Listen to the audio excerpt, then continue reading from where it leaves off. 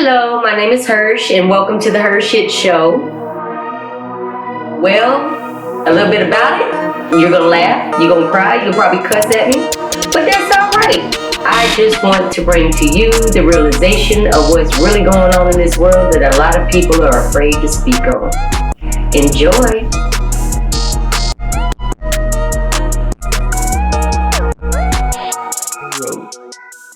Okay, so as usual, we want to ruffle some feathers a little bit. We're going to talk about some toxic family members. Because, boy, there are some. And not just dealing with our previous conversations or whatnot, about being gay or transgender or lesbian or anything like that. It's just literal toxic family members to a point of your parents have those, that goes back to the expectations. Mm-hmm. They have an expectation of you to a point to where if you don't fall in line with their plan, they guilt you. They just every little bitty thing. I know adults to this day that can't tell their mama no. They feel that much guilt of they can't tell their mama no, or this is the life I want to live, or there's parents, and not just parents, but I'm going to focus on the parents right now, that legit get involved with their children to a point of they want to mess up their child's marriage on purpose because they don't like that individual, or because I'm not kissing the ground that you walk on and I'm disagreeing with you or trying to have a conversation with you on a different level, and it's all about what you want, what I want. It's about me. It's about me. You need to respect me. Mm-hmm. Like, all I told you was I disagreed with your perception. And if we can't have this conversation, I mean, I've seen literal jokers just get 38 hot and start throwing shit. And it's sad, but when you see it and you expect it, or you even from people on the outside looking in, they see it and they're like, man, well, I saw that coming. How you didn't see that coming? But it's like they have this blindfold. Yes, we respect our parents. Yes, we're supposed to respect our parents. You wouldn't be here without that other individual. But there's a fine line of, I'm going to respect you because you gave birth to me or you created me, but at the same time I'm trying to live my life, and I'm going to help you, but jokers got a way of trying to manipulate, man. Manipulation. Oh my goodness. And it is sad, very sad, but it's kind of hilarious at the same time because you see it, it's the older there. You get, the more you're like, huh? Like, how you still letting this happen, man? Like, I don't get it. I don't get it. And it's not meant for me to get it. I'm not supposed to understand everything. No, we're not. We're not supposed to understand everything. But you can't just be angry at what somebody else is doing if you're allowing that person to do it to you. Mm-hmm. At some point, you have to put the boundary. That boundary, you better put some bricks up, some steel walls, something. Yep. But if you're putting that boundary up and you're still leaving that little hole right there at the bottom, they're gonna find a way through it. Mm-hmm. They're gonna find a way through it, and they know how to get up under your skin. There are literal people that will get up under your skin on purpose to get a reaction from you. And that's a form of energy vampirism. Oh my goodness, I don't know what it is, but it sucks. It's a manipulation, and I go with energy again. Y'all forgive me. Sorry, but it is. It is energy. It's like that's what gaslighting is. You do something to down that person negative, they get down, and then you can feel mighty. You feel mighty or powerful because you got that person down on the ground. You got to do what I tell you to do. And that's a form of energy vampirism. That's what. And then they bring you gifts and all that shit. It's just a pattern. It is. But you know what? And again, I have no quarrels with telling on myself. I got into that pattern. Because I was so controlling to a point of, this is my expectations. And there's a difference between having rules in your house and then not allowing your child to find out who they are. You have to give them that wiggle room. But I did get into that point where you're going to go to school. You're going, you know what I mean? And I wasn't I wasn't allowing him to find himself. You see what I'm saying? And I had to catch that within me, like, oh shit, I'm turning into somebody I know I don't want to be. But you're aware of it. Yes. Catching it and catching it. And I do that too all the time. There's something I'll be like, Daddy? I'm my dad. Because we get to a point, and it's understandable that you do have your expectations of your child. Absolutely. You do have expectations of people around you. Well, like going to college. Everybody thinks that is the only way. Because that's how it was before. And even with me, I tried and I'm like, no. School ain't for everybody. And it's not. And you felt, growing up, it was like, if you didn't go to college, you were down here. Oh, listen. But you got people going to technical school, getting their trades, whatever it may be. They're not paying us student debt. I got my GED. They done got a house, in juvenile boot camp. That's where I got my GED at. But I did get accepted to college, and I had no business in college when I damn sure didn't finish high school. And I did not finish high school. So, but that was a way for me to get out of the environment that I was in to find myself. Mm-hmm. And that, oh, I'm so proud of you. I'm so proud of you. And I bet you are, because I got away. But at the same time, it's different. Like, you don't spend enough time. It's hard to explain. Mm-hmm. But I have legit seen, and I caught myself in that controlling, not necessarily manipulative way, but this is what I say goes, and that's that on that. And I had to step back myself and be like, you know what? I'm not letting him find out who he is. I wasn't letting him grow up. Mm-hmm. I wanted my baby to stay my baby. Mm-hmm. And it didn't last long, but it was there. And luckily, I was able to snatch myself back and be like, you know what? Nah, baby, you right. Let's have this open communication and figure out what is your game plan. I will support you. Mm-hmm. But you have to let me know what's going on. That's where communication comes in at. And a lot of people do not have that open communication, especially old school parents. This is what I want you to do. This is what you're supposed to be doing. And that's it. That's all. There's kids that they have lineage of military. And then this one child doesn't want to be military, and they're shunned because they don't, or a lawyer or a doctor, or I'm spending thousands of dollars for you to go to doctoral colleges and become an MD, and all of a sudden you quit to become an artist or a dancer or going where your passion's at. But kids are actually feeling guilty about changing that lane. Mm-hmm. And when they have that conversation or finally stand up to their truth about what they really want to do in life, their parents are just like, I'm going to take you out of the wheel. You ain't getting shit. The will, that's a big thing. Oh, my goodness. Holding that over their head. That's sad. That's terrible. I mean, I don't have anything that I would get inherited to me, except for, probably bills. You know what I mean? And that's okay with me. I don't come from money. I know you. You know what I mean? So that's cool with me.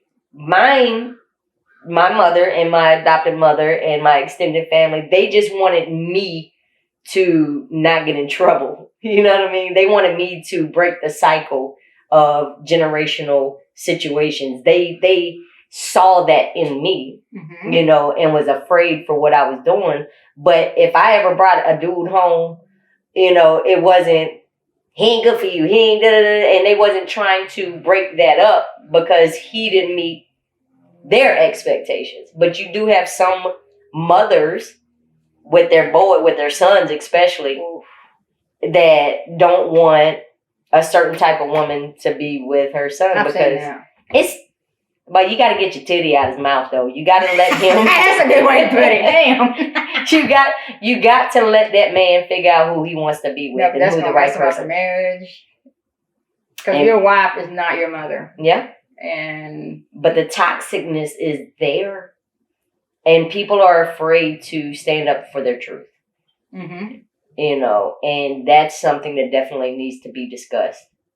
Don't do it at Thanksgiving or Christmas. Don't do it around the holidays. But legit, if you are in a position to where you're happy with even their daughters, Some mothers get mad because their daughters marry a man that doesn't meet the mother's expectations. Or even have a relationship with them. And some of the fathers are the same have way. Affairs with their kids. Oh, yeah. That's so weird to me, man. I'm pretty up-minded, but damn. And you see it like in movies and stuff like that, whatever. Like, well, you need to stay with him. Da, da, da, da. Well, why don't you marry him then? That's my fault. You know what I mean? Like, have at it. You be with that person. But I have legit seen mothers be able to break up marriages or to be able to try to put that wedge in there. And I've seen fathers are typically like, as long as you treat my daughter right, then it is. Yeah, if I were the parent, I think that I'd be cool or whatever. But if there's abuse involved. Oh, no, yeah, that's a whole nother. If there's abuse involved, that's a whole nother story. Yeah. But if somebody is happy in their situation and they want to. All I can say on that part, karma's a real thing. Yes, it is. It's an energy that keeps spiraling and it will not go away until you transmute it. So. Yeah. But they are legit, like, I have witnessed. I bought you this, you wouldn't have it without me, and blah, blah, blah, blah, blah. And this is a grown-ass adult child, and the parent is just like, I'm going to come and take that car that I bought you because, you're not talking to me properly. You're disrespecting me, so I'm going to take that back. My granny did that. My dad. Really? Mm-hmm. Sure did. I did not It know was that. The weirdest thing. Mom was like, yeah, that's weird. I'm gonna get you something, and that would be the gaslighting. So I'm throwing you a bone and helping you start over or get on your feet. But then, as soon as I feel threatened in any kind of way, I'm gonna do a take back. It was bad when I was That is sad. It was real bad when I was growing up. I didn't understand it, but yeah. I have legit seen that. And now I'm older, I'm like, God dang, I gave you furniture. I'm coming and taking that shit back because you married a man I didn't want you to marry. I have legit seen that, and it's crazy as hell. Like, it's mind blowing. And then when your grandkids get old enough and they start telling you, because we've already discussed it, the next generation, they don't give a shit. They gonna speak their piece. They gonna tell you how they feel if they don't agree with something the majority of the time. Mm-hmm. Could it be a little more tactful? Maybe. But they're gonna tell you. You get that point across. Yeah, they're gonna get their point across, and they're like, I'm not trying to disrespect you, but at the same time, this is not what you want from me is not for me, and then they get shunned. Mm-hmm. My granny did that with me. Really? Mm-hmm. That is just. What's the purpose? Like I said, I just didn't. I tried my best not to take it personal, and I just put my head down and kept going. I was like, I don't. And that's the best thing you can do. And I tell people all the time, I didn't understand it, but I thought you have to forgive people for yourself. Mm-hmm. Don't allow somebody to place that energy bar around you to where you can't flourish and be your true self because you're so afraid to disappoint. She didn't like the way I dressed. She wasn't gonna buy me this. I was like, but that's what I wear. I was like. You didn't understand. I wasn't mad. I was like, okay, I just won't wear anything. It don't matter to me. I just wear. But I ended up getting whatever. But it was just sort of like that mind game that went in it. I mean, you got to let people be who they are. When we have another generation, when we start having children, no, they might not. My only expectation is just graduate and be who you are. Yeah. I want to raise a respectable young man of society. Mm-hmm. And for him to realize, indeed, you are still a young black man in society at that, which is a whole different conversation. Yeah. You have to have different talks with your children, especially if you have interracial children, so you have to be true. You can't be in denial at the end of the day.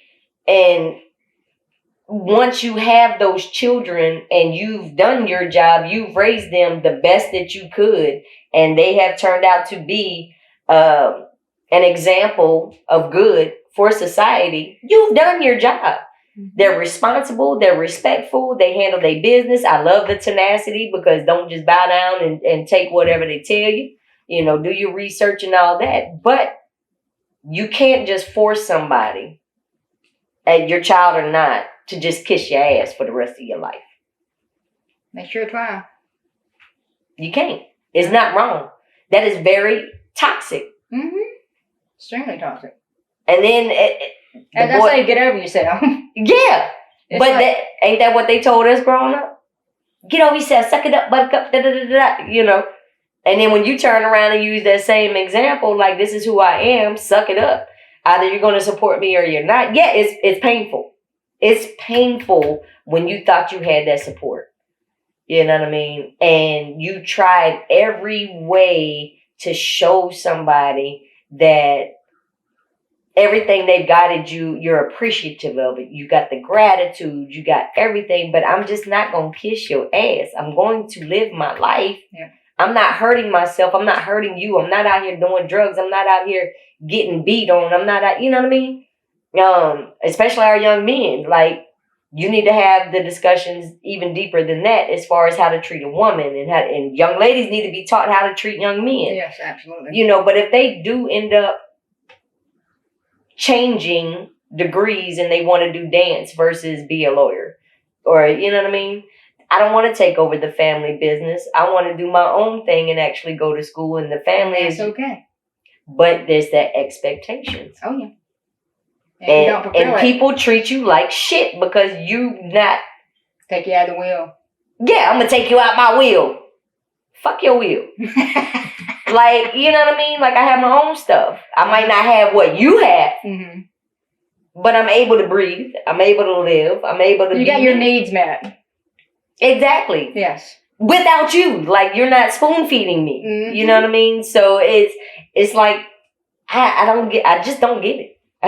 Somebody explain it to me, because I don't get it. I still see it to this day. Yeah, how do you?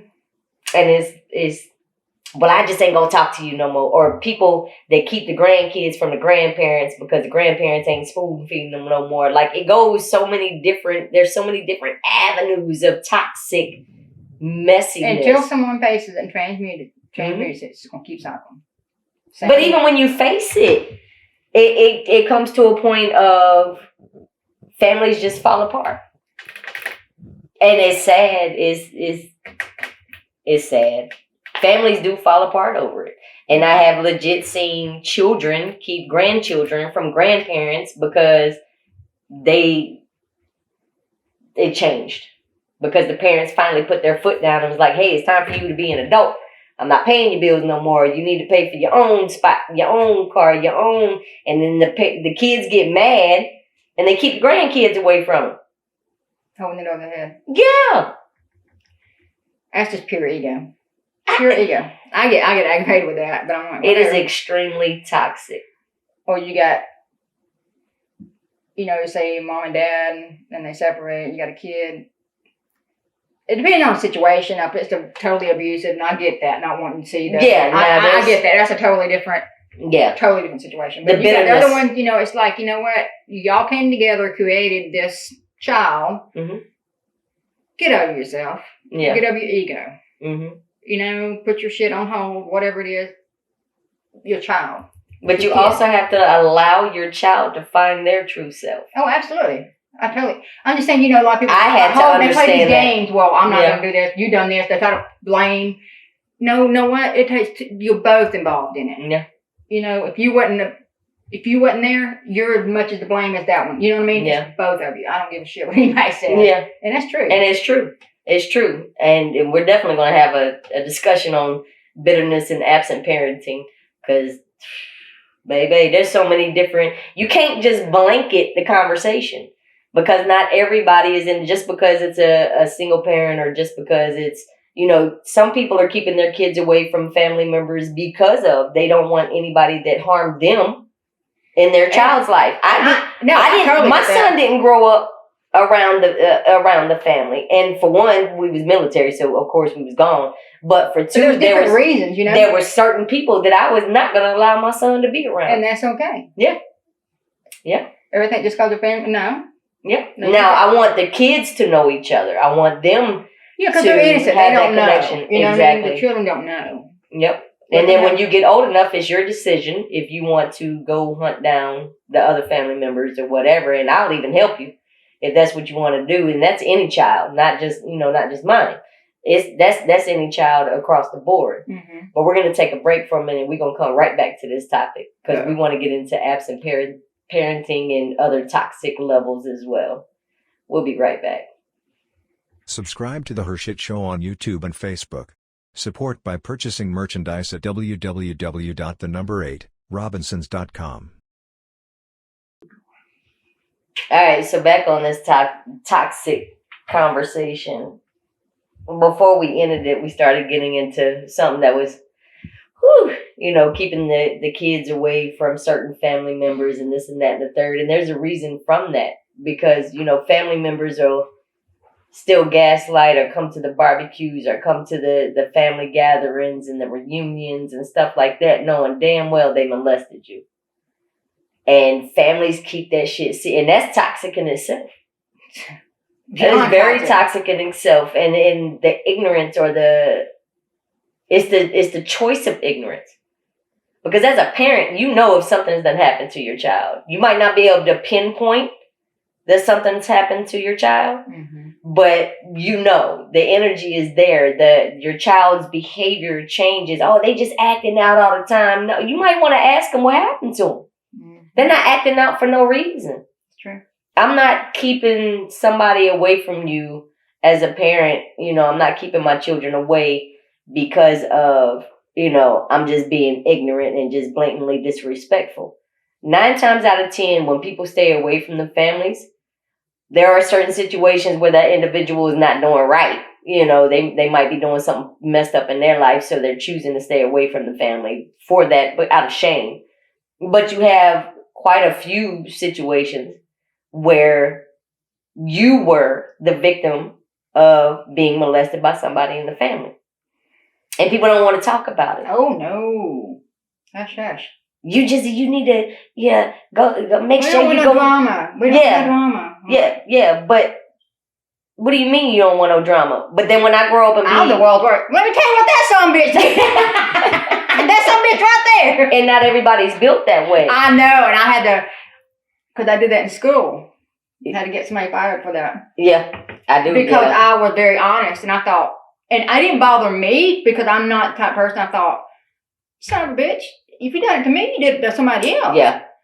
And I remember thinking that. I was able to handle it because I thought, whatever, I brushed it off. But I kept thinking about everybody else. And I thought, if you did it to me, you're doing it to other people. And sure enough, that was very, very that's true. been my life story on that one. If you've done this to me and if you're coming at me like this. And that's the only thing I could think of. I thought, and it these other girls that will not come forward or talk about it because they're scared or ashamed of me, I was like, here's looking me straight in the eyes. I'm looking straight back at them. Well, human trafficking is a real thing.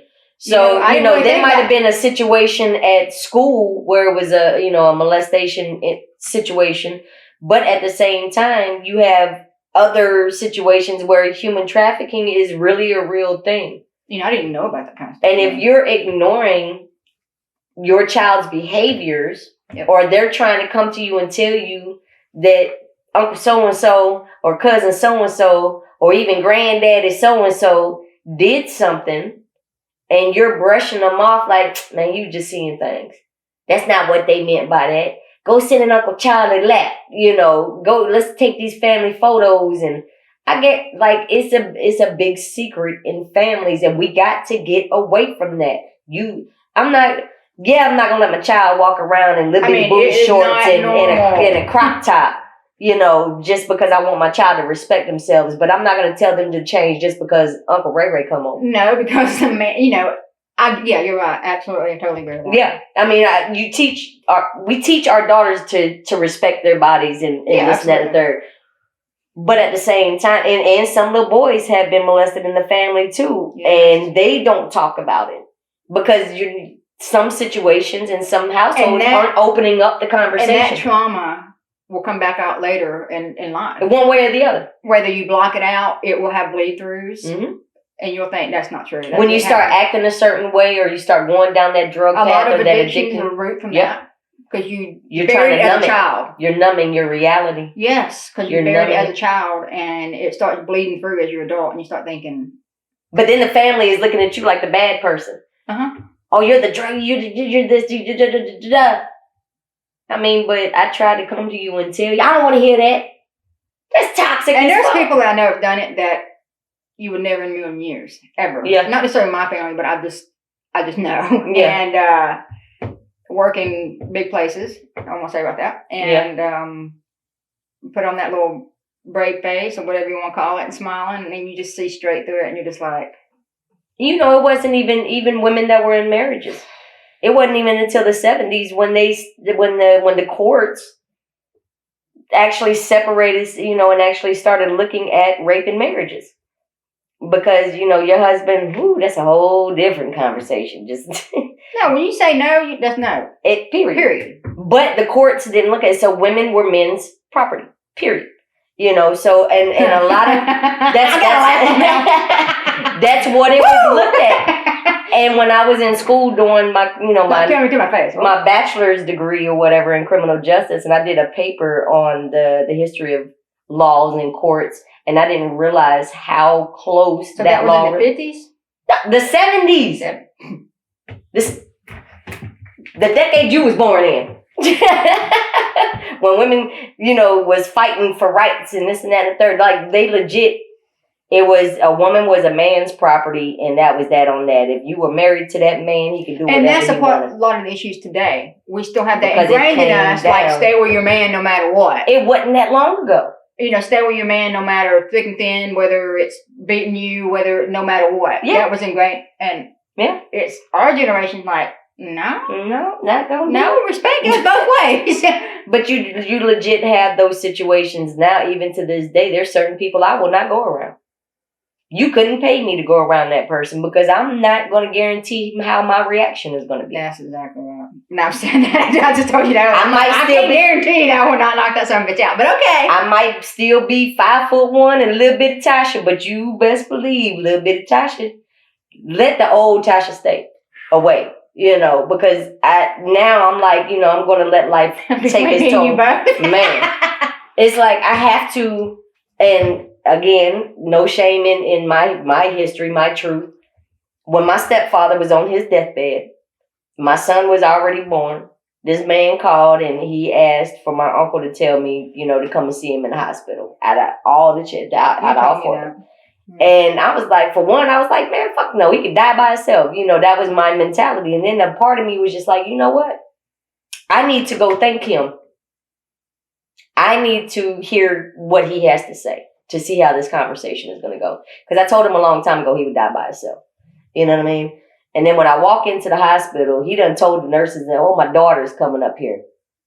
It just kind of sat a certain way with me, but I played it off. I went back there and I'm sitting in the room with him, and I said, why me? Why did you want to see me?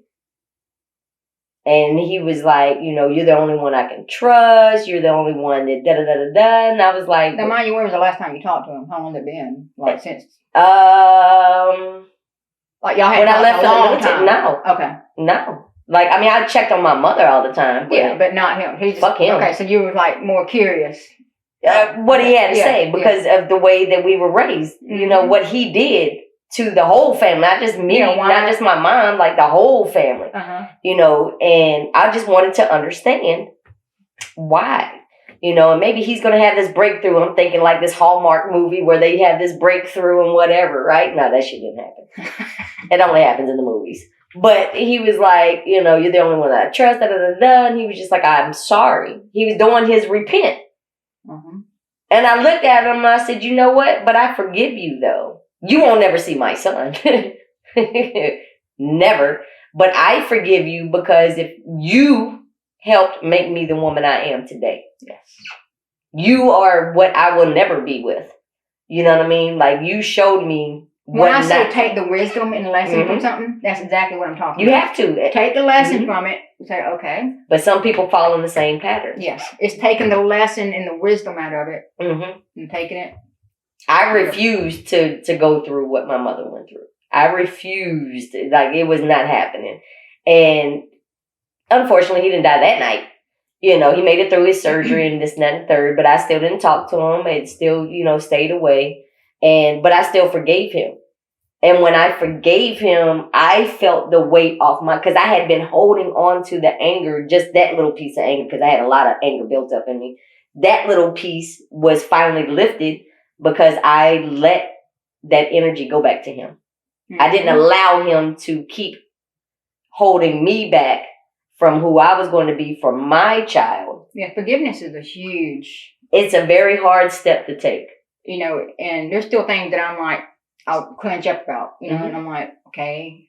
So with toxic family members, you If it's an absent parent, if it's a grandparent that's just there, in the nicest way I could put it, they're just them. Anybody in the family that is just them, then you take it with stride. You put them people in a category, and you don't have to deal with that individual. You can speak. You ain't got to be, just blatantly disrespectful every time you see him. It's on sight, but at the same time, there's a way that you have to heal yourself. Yeah. You can't keep giving that energy to that individual out of the anger. It takes more energy to be angry than She's saying energy now. But that's the truth. I am a firm believer in that one. Yes, but it's true. You have to forgive somebody for yourself. Yes. Because if not, you're going to be in this little blockade. And that's, for me, forgiving is taking the lesson out of it. Good, bad, or indifferent. Yeah, just taking the lesson, the wisdom out of it, straightening it out, and be like, okay. None of the strongest people on earth that have made it, you know what I mean, have a clean background. Oh, yeah. Everybody's been through some type of toxic trauma. And that's the truth. It don't matter what family you go in. I mean, there's always some crap. And everybody has a story. And it might not be the same story where, everybody has a molested individual or, a molester in their family. It might not be that. It might not be an abuser in every family. It might not be, but there's something. Everybody's been through something. And you have to learn from every situation. You have to look at the silver lining. And also, our parents growing up, they were going through generational trauma, and I'm like, okay. And that became their norm. Yeah. It wasn't, and there's people now to this point, they really cannot thrive without the chaos that they have lived on through their entire life. So they create the chaos. So true. So true. That is the truth. They create the chaos because they get bored. It's like, oh, wait a minute, it's going too smooth. That's the form of any vampirism. I've seen people that's get mad craving that energy. Well, let me call some stuff. Over a piece of damn cake or the last 2 pieces of bread because they need some type of chaos in their life. See, that's when I'm like, bye-bye. I'm like, no, But we cut it and keep moving, but not everybody's like that. I know, and I have to remember that. And that's why we do these shows. And let people know that they're not alone. A lot of times, I'm not going to say it was all, no, I had a good upbringing, and there was things, there was chaotic, but my dad made me very, like he dropped me off in the middle of, places and let me play basketball. I'm talking like grown ass men. Wow. I'm a bitty girl. And he's like, go get them, baby. Got to learn your jump shot. And I'm like, okay. But you going to throw me in the Lions then. I didn't know no better. So I went in there bloodied. I mean, I beating the hell out of them, beating the hell out of me. And I was trying to learn my jump shot. We're talking grown ass men. But so it made me creative in how I could beat these guys. But that was a fucked up situation. But it made me strong. Like I can go up to people, I'm like, it's like, I don't know, it's made me very strong. Well, that's how I learned how to swim. They throw you in the water and be like, swim around. Christy did that. My sister. She got swimming lessons. I didn't. So we're in Sarasota, Florida. And I had my little swimmies on, little floaties. Yeah. I didn't have none of that on. It was... No, I didn't have them on at the time. That's what I used to swim because I didn't know how to swim with that. I was little. And my sister got in the deep end and like she was drowning. And I'm like, my sis! I didn't have the swimmies on or nothing. I jumped in and I'm going... And I'm trying to drag her by the arm, swim to this club. But you swam. She was laughing her ass off. Laughing the whole time. She got you to swim. Yeah, she sure did. But that's still messed up that he threw you in a cage full of men though. But was he there at least? He went somewhere and came back. Oh my God. Okay, no, that's not what that was his way. He didn't mean nothing by it. Yeah, it wasn't purposeful. Nothing like that. But I'm just giving an example. That's one of the things that. Well, we had a situation in the household where I don't remember his name. I was very young, and I don't think I've ever actually told anybody this story. But we were very young. And I remember it was on Friday nights, all the construction workers would come and get their money. They would sit around the table and then they drink and do whatever they was doing. And us as kids, I was little. I couldn't have been no more 5, 6 years old. And I went to our little bedroom or whatnot. I remember I fell asleep, but I woke up. I don't even remember like falling asleep, but this memory sticks with me waking up, and there was the smell.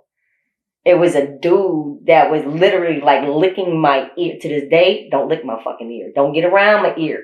But he was legit like licking my ear. And all I could do was sit up and just put my hands on my knees. And I was waiting on, because I knew there was other adults. I knew my dad was in the house. I knew my stepfather was in the house. I knew my mom was in the house. Like, where the hell are y'all? Who is this man? That shapeshifted into a dog. And right? Literally. And the stinking dog at that.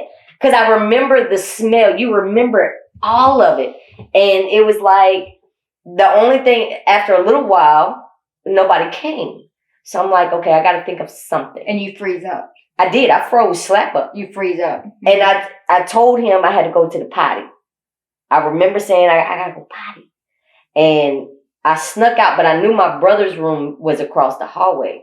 And they had some mattresses like leaned up against the thing. My mom, they were doing something. There was some furniture movement. I don't know. I was little. I don't remember. I just remember these damn mattresses up against the wall. And I took off to the bathroom. I did go use the bathroom, and I crept down the hallway because I didn't know if this man was still going to be in my room. So I get there and I hide behind the mattresses. And I can remember hearing the man whispering, like, in the hallway, if you tell somebody, I'll kill your family. Like, that's a legit thing that people do say. Mm-hmm. And that stuck with me. Like, I don't even remember if I even tried to tell anybody in the house, because it was just that. I don't know. I didn't know who he was. You're too young to process. I did not know who he was. I don't remember what he looked like. I only remember the smell. And it's just like, I don't recall him ever coming back around, like that same smell or nothing like that. But when people would come, I would stay away. Like, I legit would not come into the room, into the area, nothing, because there was a few situations that happened. One where, police were actually called in, but these were construction workers that worked for my stepfather and my dad. You know what I mean? So they would come and go. You don't know who these people are. So it's just, that's just one of many stories. You know what I mean? And it's hard to bring those conversations out, but that's the type of thing that I'm saying. We have to start talking about it. Mm-hmm. Don't hold that in. And sometimes the power of the words speaking. Yeah. That's a release in itself. Venting. You got to vent. Just getting that out. There's been times where I've said things that, I've held in, and just saying it, speaking it, it released it, and I felt like a million times lighter. Just saying it out loud. And that does follow you within sexual relationships and stuff like that too. There are certain things to where you'll still cringe and you'll still... That's the trauma, That's where the PTSD comes from, or the PTSD, whatever they want to call it these days. But it does, everything shapes you. Mm-hmm. And either you can take it and run with it, or you're going to let it engulf you and take you over. You have to find that breakthrough. Yep, I agree. You definitely have to find that breakthrough. Like with your situation, you felt empowered enough to tell on that individual that tried something with you. Not everybody feels empowered. And I knew that. That's why I didn't have an issue with it. And I thought, the only thing I could think of, you done it to me, you done it to other people. But you have certain people that have family members doing it, and they're still invited to the cookout. My mother one time. That's all it took. Because she knew I didn't lie. Your mama wasn't going to act no. No, she knew when I said something, I meant it, and it was sort of like, I said, blah, blah, blah, blah, and that was it. But not every child is blessed to have an open table like that. So just bottom line is, if you are ever in a situation, you need to talk to your kids and let them know it's not okay for anybody to touch on you or licking your ear. And I had a babysitter that done that to me when I was a little kid, tiny little kid. Empower your children. You know who I told? I told my parents right afterwards. And I was little. I remember, but I knew it wasn't right. Talk to your children. Yeah, absolutely. Talk to your friends. Talk to your nieces. Talk to your nephews. Talk to anybody you need to talk to. But please feel empowered to know that we will support you to the best of our abilities. Real adults will anyway. Yeah. But until next time, this is the HERshyt Show. Get help.